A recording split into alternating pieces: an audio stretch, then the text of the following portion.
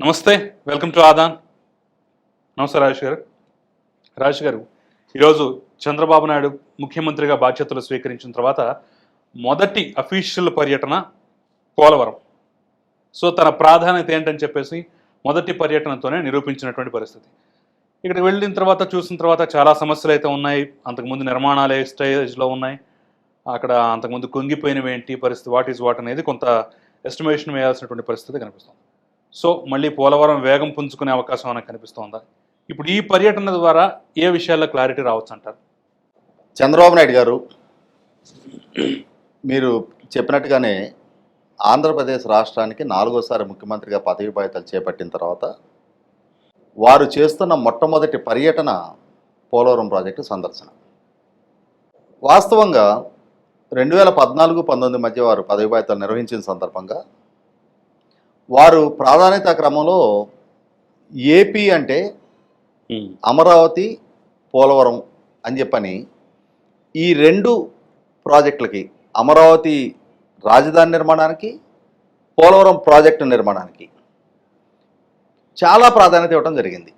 పూర్తి స్థాయిలో నిధులు కేటాయించారు, సమయం కేటాయించారు, నిత్యం ఆ పురోభివృద్ధి గురించి, పురోగతి గురించి సమీక్షలు చేశారు.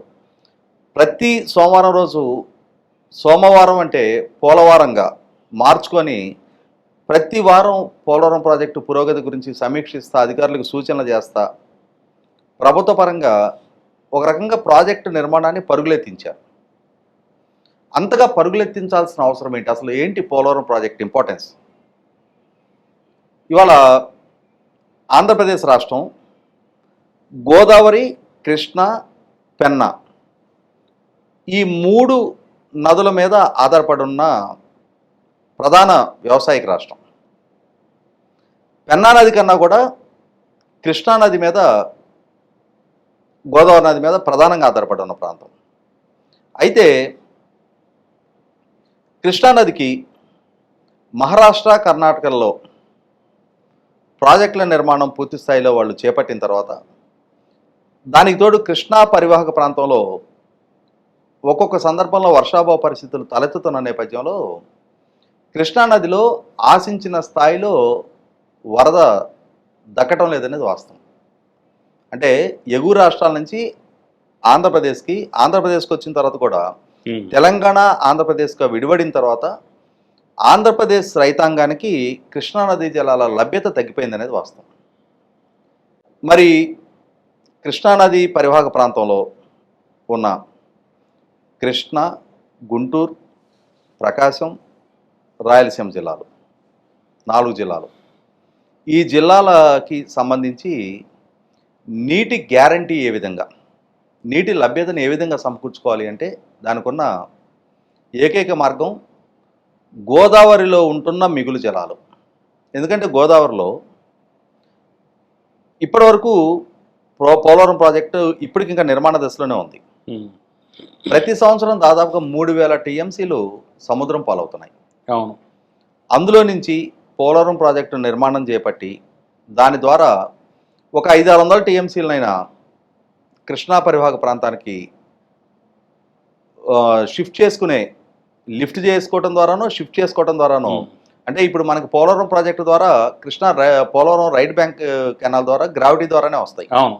తర్వాత చింతలపూడి లాంటి లిఫ్ట్ ఇరిగేషన్ సిస్టమ్స్ ద్వారా, లేదు పోలవరం ప్రాజెక్ట్ నుంచి వచ్చిన నీటిని బొల్లాపల్లి లిఫ్టు, వీటి ద్వారా కృష్ణా ఎగువ ప్రాంతాలకి, ముఖ్యంగా ప్రకాశం, రాయలసీమ ప్రాంతాలకి నీటిని లిఫ్ట్ చేసుకున్న పక్షంలో మొత్తం ఆంధ్రప్రదేశ్ రాష్ట్రానికి కావాల్సిన నీటి లభ్యతకు ఆస్కారం ఉన్న project Polavaram project.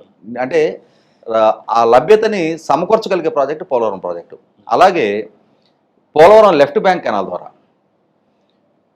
East Godavari మెట్ట ప్రాంతాలు, విశాఖపట్నం, ఆల్మోస్ట్ విశాఖపట్నం సిటీ వరకు అటు తాగునీటికి ఇటు సాగునీటికి ఆ ప్రాంతాన్ని స్థిరీకరణ చేయగలిగిన ప్రాజెక్టు పోలవరం ప్రాజెక్టు. ముఖ్యంగా విశాఖకి తాగునీటి అవసరాలు, తాగునీటికి కానీ పారిశ్రామిక అవసరాలకి.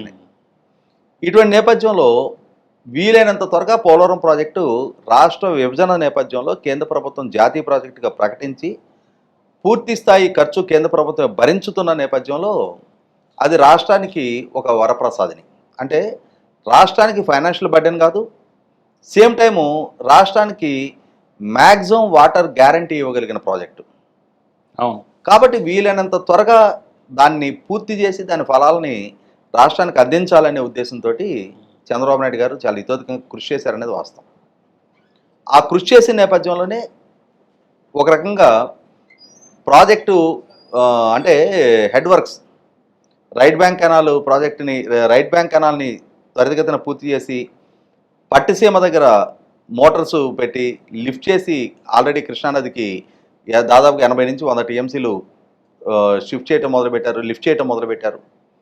అలాగే హెడ్ వర్క్స్ కూడా చాలా వేగంగా అంటే పరుగులెత్తీయటం మొదలుపెట్టారు.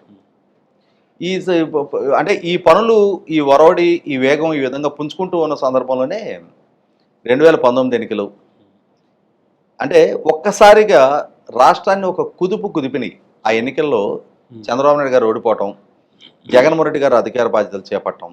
ఆ చేపట్టిన తర్వాత జగన్మోహన్ రెడ్డి గారి ద్వారా జరిగిన రివర్స్ టెండర్ డ్రామా అనేది పోలవరం ప్రాజెక్టు ఉసురు తీసిందనేది వాస్తవం. అక్కడికి కేంద్ర ప్రభుత్వం పదే పదే అభ్యంతరం వ్యక్తం చేస్తున్నా కూడా జగన్మోహన్ రెడ్డి గారి ప్రభుత్వం ఒక మొండి పోకడతోటి, ఎందుకంటే అప్పటి వరకు కేంద్ర జలశక్తి శాఖ మంత్రి నితిన్ గడ్కరీ గారి ద్వారా అంతకుముందు కాంట్రాక్ట్ దక్కించుకున్న ట్రాన్స్ట్రాయ్ కంపెనీ వేగంగా పనులు చేయటం లేదు అని చెప్పని రాష్ట్ర ప్రభుత్వం కేంద్ర ప్రభుత్వం కలిసి సమన్వయంతో ట్రాన్స్ట్రాయ్ని సివిల్ లిటిగేషన్స్ అరైజ్ అవ్వకుండా, లీగల్ ఇష్యూస్ అరైజ్ అవ్వకుండా వారికి నచ్చజెప్పి వారిని తప్పించి నవైగా కంపెనీకి పనులు అప్పచెప్పడం జరిగింది. దీంట్లో ఈ నిర్ణయం పూర్తిగా కేంద్ర జలశక్తి శాఖ మంత్రి నితిన్ గడ్కరీ గారిది. ఆ బాధ్యత తీసుకున్న నవైగా కంపెనీ చాలా వేగంగా పనులు చేయడం మొదలుపెట్టింది. ఒక రకంగా 1కి 2 సార్లు గిన్నిస్ బుక్ రికార్డు సృష్టించడం జరిగింది. అంటే 24 గంటల కాలంలో అత్యధిక కాంక్రీట్ వేసి అటువంటి కంపెనీని జగన్మోహన్ రెడ్డి గారు పదవి బాధ్యతలు చేపట్టిన తర్వాత అంత వేగంగా పనులు చేస్తున్న కంపెనీకి ప్రోత్సాహకం అందించాల్సిన దగ్గర అందించకపోగా వాళ్ళని ఆ విధుల నుంచి తప్పించి రివర్స్ టెండర్ పేరిట ఒక రకంగా ఆ ప్రాజెక్టు నిర్మాణానికి ప్రతిబంధకాలు సృష్టించారు, ఆటంకాలు సృష్టించారు, ప్రాజెక్టు పురోగతిని స్తంభింపజేశారు. 8 నెలల విలువైన కాలం కేంద్ర ప్రభుత్వం పోలవరం ప్రాజెక్ట్ అథారిటీ పదే పదే అభ్యంతరాలు వ్యక్తం చేస్తున్న జగన్మోహన్ రెడ్డి గారు తీసుకున్న ఒంటెద్దు పోకడల పర్యవసానం కేవలం తనకు సంబంధించిన వ్యక్తి. దీని మీద మరొక వాదన కూడా కొంతమంది వినిపిస్తున్నారు. చంద్రబాబు నాయుడు హయాంలో కట్టాల్సిన నిర్మాణాలని సరిగ్గా కట్టకపోవడం, దట్ మీన్స్ ముందు కట్టేటటువంటి విధంగా ఎగువది ఫస్ట్ దిగువది సెకండ్ అన్నట్టుగా ఇలాంటి వాదన కొన్ని తీస్తున్నాం. కొన్ని నిర్మాణాలని కట్టాల్సిన దానికన్నా భిన్నంగా కట్టడం ద్వారా వచ్చేసరికల్లా వరదలు రావటం, ఆ తర్వాత నెక్స్ట్ కరోనా కాలంలో పూర్తిగా పనులు దేశవ్యాప్తంగా పనులు స్తంభించిపోవడం వల్ల పోలవరం ప్రాజెక్టులో కూడా ఆగిపోవటం, అప్పుడు కూడా సెకండ్ టైం వరదలు రావటం వల్ల ఇదంతా పూర్తిగా దెబ్బతిన్నది తప్ప ఈ పాపంలో చంద్రబాబు నాయుడు కూడా కొంత భాగస్వామ్యం తప్ప జగన్మోహన్ రెడ్డిది అర్థం అనుకోవడానికి వీల్లేదని చెప్పేసి ఒక మధ్య మార్గ వాదన కూడా తీసుకొస్తున్న ప్రయత్నం చేస్తుంది. ఇక్కడ జగన్మోహన్ రెడ్డికి సంబంధించిన అతని వెల్విషర్స్ కొంతమంది ఉన్నారు, మేధావుల ముసుగులో చలామణవుతున్నారు కొంతమంది ఉన్నారు. వాళ్ళు జగన్మోహన్ రెడ్డి వైఫల్యాలని కాపాడుతూ ప్రజల్లో జగన్మోహన్ రెడ్డి తప్పుల్ని సమర్థిస్తూ ఇష్యూని జనరలైజ్ చేసి చంద్రబాబు నాయుడు గారికి కూడా ఆపాదించే ప్రయత్నం చేస్తున్నారు. ఇక్కడ గమనించుకోవాల్సింది ఏంటి, ఏ పని ఎప్పుడు చేయాలి అనేది నిర్ణయాధికారం రాష్ట్ర ప్రభుత్వానికి కాదు. Polavaram project authority, dam design review committee, కేంద్ర జలశక్తి శాఖ వీళ్ళ ఆధ్వర్యంలో వాళ్ళు నిపుణుల కమిటీ వాళ్ళు ఇచ్చిన డిజైన్స్ ప్రకారమే నిర్మాణ పనులు జరుగుతాయి. రాష్ట్ర ప్రభుత్వం జస్ట్ అన్ ఎగ్జిక్యూటివ్ ఏజెన్సీ, అంతేగాని రాష్ట్ర ప్రభుత్వానికి నిర్ణయాధికారం లేదు ఇక్కడ. కాబట్టి ఏ పని ఎప్పుడు చేయాలనేది డిసైడ్ చేసింది, ఆ పనుల్ని ఎగ్జిక్యూట్ చేయించింది పోలవరం ప్రాజెక్ట్ అథారిటీ. వాళ్ళు ఇచ్చిన డిజైన్ల ప్రకారం ఆంధ్రప్రదేశ్ రాష్ట్ర ప్రభుత్వం పనులు చేసింది. ఇక్కడ జగన్మోహన్ రెడ్డి గారు మే 30 ఆయన పదవి బాధ్యతలు చేపట్టారు. అంటే పనులు చాలా వేగంగా జరిగే పీరియడ్లో ఆయన పదవి బాధ్యతలు చేపట్టారు. ఆయన పదవి బాధ్యతలు చేపట్టగానే ఆ వేగాన్ని కొనసాగించాల్సిన సందర్భంలో వర్షాలు వచ్చి వరదలు రాకముందు పనులు స్తంభింపజేశారు ఆయన. ఆయన అధికార బాధ్యతలు చేపట్టగానే చేసిన పని పోలవరం ప్రాజెక్టు టెండర్ రద్దు చేయటం. ఆయన పదవీ బాధ్యతలు స్వీకరించడానికి వరదలు రావడం అనేది అయితే అవాస్తవం కదా, తప్పది. ఆయన నిండి ఎండాకాలంలో పదవి బాధ్యతలు చేపట్టింది మే 30 తారీఖు ఆయన పదవి బాధ్యతలు. గోదావరిలో కొంచెం ముందుగా వరద వస్తుంది అని లేదు, ఇవన్నీ రాంగ్, అవన్నీ తప్పుడు సమాచారం. వాళ్ళ వైఫల్యాన్ని కప్పి పెట్టుకోవటానికి తీసుకొచ్చిన సమర్థింపు వాదనలు ఇవన్నీ. వాళ్ళ వాదనల్ని క్యారీ చేస్తున్న కొంతమంది ముసుగు వీరులు ఉన్నారు. వాళ్ళు చంద్రబాబు గారి మీద తప్పు నెపం నెట్టే ప్రయత్నం చేస్తున్నారు. ఇక్కడ ఈ నిర్ణయం తీసుకున్నది పూర్తి స్థాయిలో జగన్మోహన్ రెడ్డి పనులు ఆపేయటం అనేది. ఇక్కడ జరిగింది ఏంటి, 8 నెలల పాటు పనులు జరగకుండా ఆగిపోయినాయి. అప్పుడు వరదలు వచ్చినాయి. మే 30 ఆయన నిండి ఎండాకాలంలో పదవి బాధ్యతలు చేపట్టారు. జూన్ జూలై నాటికి వరద వస్తుంది, జూలైలో వరద వస్తుంది. కానీ మేలో పనులు ఎందుకు ఆపేశారు?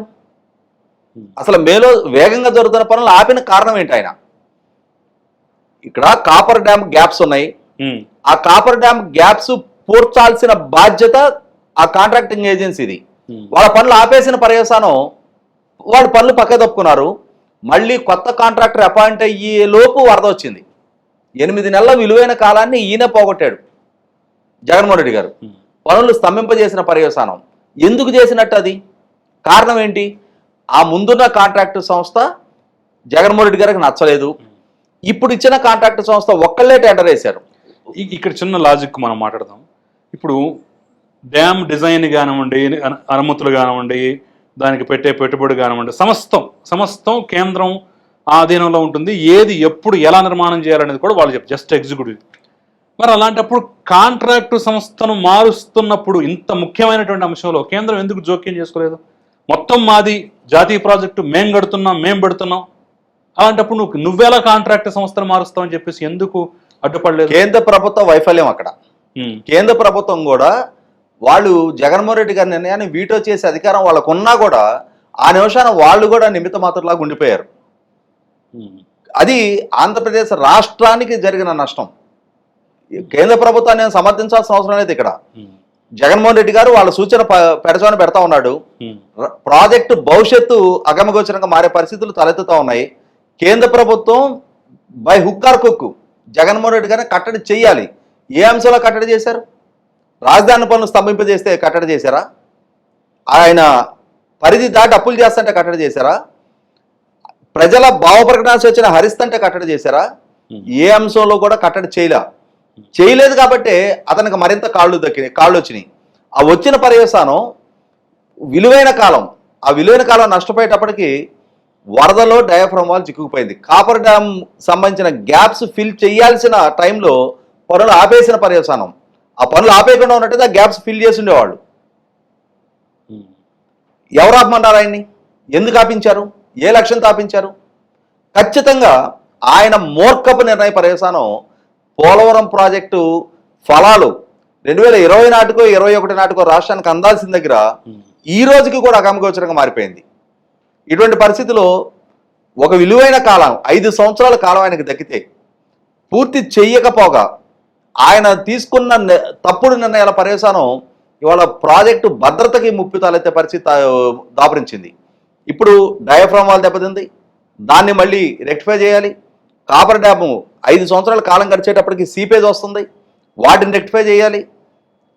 వీటి వల్ల ప్రాజెక్టు నిర్మాణ వ్యయం పెరిగిపోతుంది.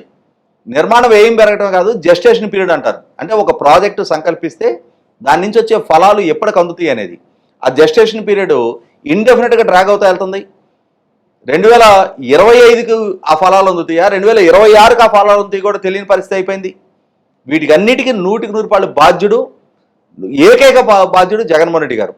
ఆయన పుర్రెకి తోచిన బుద్ధి, ఆయన పుర్రెలో తలెత్తిన నిర్ణయం సరైన నిర్ణయం కాదు అని చెప్పని తెలిసి దానివల్ల ప్రతికూల ఫలితాలు తలెత్తుతాయి. విభజన జరిగిన రాష్ట్రానికి నీటి లభ్యతని ఇవ్వగలిగే ప్రాజెక్టుని కుంటుపరిచిన పర్యవసానం రేపటి రోజున రాష్ట్ర రైతాంగం ఎదుర్కోవాలి, రాష్ట్రం తాగునీటికి సంక్షోభాన్ని ఎదుర్కోవాలి అని చెప్పని జ్ఞానం కొద్దిపాటైన ఆయన ప్రదర్శించున్నట్టయితే ఈ విధంగా ఇంత డ్రాగ్ అయ్యి ఉండేది కాదు. కాబట్టి ఇప్పుడు చంద్రబాబు నాయుడు గారు మళ్ళీ రీఅసర్టైన్ చేయాలి. అంటే ఇప్పుడు ఇవాళ కేంద్ర ప్రభుత్వం ఖచ్చితంగా ఇప్పుడు విన్ తీరుతుంది. దీనికి తోడు రీహాబిలిటేషన్ అతిపెద్ద సమస్య అది. దాన్ని కూడా పూర్తి స్థాయిలో పరిష్కారం చేసుకోవాల్సిన అవసరం ఉంది. కేంద్ర ప్రభుత్వం సెకండ్ డిపిఆర్ ఇప్పటి వరకు ఆమోదం పొందాల. 5 సంవత్సరాల కాలం 22 మంది పార్లమెంట్ సభ్యులను పెట్టుకొని సెకండ్ డిపిఆర్ ఆమోదం తెచ్చుకోవాలి జగన్మోహన్ రెడ్డి గారు. ఒక కుట్రపూరితంగా కక్షపూరితంగా ఆ రోజున ప్రతిపక్షంలో ఉన్న రోజున జగన్మోహన్ రెడ్డి గారు చంద్రబాబు నాయుడు గారు రెండో డిపిఆర్ పంపిస్తే ఇందులో అవినీతి జరిగింది అని చెప్పని ఆరోపణలు చేశాడు. ఆరోపణలు చేసిన పర్యవసానం కేంద్ర ప్రభుత్వం కూడా దాన్ని రాజకీయ ఎజెండాగా మలుచుకోవడం కోసం పోలవరం ప్రాజెక్టు చంద్రబాబు నాయుడు గారికి ఏటీఎంగా మారింది అని చెప్పని ప్రధానమంత్రి హోదాలో నరేంద్ర మోడీ గారు ఒక కువిమర్శ చేశాడు. కానీ అదే కేంద్ర ప్రభుత్వం పార్లమెంట్ వేదికగా తప్పు జరగలేదు, చంద్రబాబు నాయుడు గారి ప్రభుత్వంలో అవినీతి జరగలేదని చెప్పని ఎన్ఆర్స్ చేశారు. నీకు హైదరాబాద్ ఐఐటి నిపుణుల ద్వారా కమిటీ కాన్స్టిట్యూట్ చేసిన పోలవరం ప్రాజెక్ట్ అథారిటీ కానీ ఎంతమంది సర్వే చేసినా కూడా తేలింది ఏంటి? జగన్మోహన్ రెడ్డి గారి ప్రభుత్వ నిర్వాహకం వల్లే పోలవరం ప్రాజెక్టు భవిష్యత్ అగమగోచరంగా మారింది. ఇవాళ ఈ పరిస్థితి తలెత్తడానికి ఆయనే బాధ్యుడు. సో ఫైనల్ గా మనం ఇక్కడ చెప్పుకోవాల్సింది, ఇప్పుడు చంద్రబాబు నాయుడు ఆయన ప్రభుత్వం ఎప్పుడు చెప్పినా సరే మా హయాంలో అంటే 2014 నుంచి 19 వరకు సుమారు 70%, కాస్త ఒక పాయింట్ అటు ఇటుగా 70% వరకు పూర్తి చేస్తామని చెప్పేసి అంటున్నారు. ఇప్పుడు 19 నుంచి 24 వరకు జగన్మోహన్ రెడ్డి హయాంలో 70% మీద నుంచి ఎంతవరకు ఎంత పర్సెంటేజ్ వరకు పూర్తయి ఉండొచ్చు అంటారు? 4% జరిగింది. 74% జరిగింది. చంద్రబాబు నాయుడు గారు 74 నుంచి మొదలెట్టాలి. ఇప్పుడు ఆ 74% నుంచి పనులు మొదలు పెట్టాలి. లెఫ్ట్ బ్యాంక్ కెనాలు అతిగతి లేదు ఇప్పటిదాకా. ఓకే, ఆనాడు ఏ స్థాయిలో ఉంది, ఈ రోజు అదే స్థాయిలో ఉంది. మట్టి head works left bank canal పనులు లైనింగ్ ఇవన్నీ కూడా. తర్వాత హెడ్ వర్క్స్ పూర్తి చేయాలి. డయాఫ్రామ్ వాళ్ళు ఆ డ్యామేజ్ అయింది దాన్ని రెక్టిఫై చేయాలి. కాపర్ డ్యామ్ సీపేజ్ని అరికట్టాలి. తర్వాత పవర్ ప్లాంట్ ఇవన్నీ పూర్తి చేసి 2026-27 నాటికైనా సరే చంద్రబాబు నాయుడు గారి ప్రభుత్వ ఆధ్వర్యంలోనే వీలైనంత వేగవంతంగా ఈ పనులు పూర్తి చేసి కేంద్ర ప్రభుత్వ సహాయ సహకారాలతోటి ప్యాకేజ్ ఇవన్నీ పూర్తి చేయాలి అని అంటే కనీసం ఇక్కడి నుంచి చాలా వేగంగా ఒక 3-4 సంవత్సరాల పనులు జరిగితే ఆ ప్రాజెక్టు ఫలాలు ఆంధ్రప్రదేశ్ రాష్ట్రానికి అందడానికి ఆస్కారం ఉంది వచ్చే 5 ఏళ్లలో. కాబట్టి చంద్రబాబు నాయుడు గారు ఆయన 2019కి ముందు ప్రాధాన్యత క్రమంలో ఎలా అయితే అమరావతి పోలవరంని ప్రాధాన్యత క్రమంలో అంటే రాష్ట్రానికి తలమానికంగా ఉండాల్సిన అవసరం ఈ రెండు అని చెప్పని వాటిని నిర్ధారించుకున్నారో, ఇప్పుడు కూడా అదే అమరావతి నగర నిర్మాణం, అదే పోలవరం ప్రాజెక్టుకి ప్రయారిటీ ఇవ్వబోతున్నారు. పోలవరం ప్రాజెక్ట్ అనేది మొత్తం 13 జిల్లాల ప్రజలకి నీటి గ్యారంటీ ఇవ్వదగిన ప్రాజెక్టు. అది ఎట్టి పరిస్థితుల్లో పూర్తయి తీరాలి.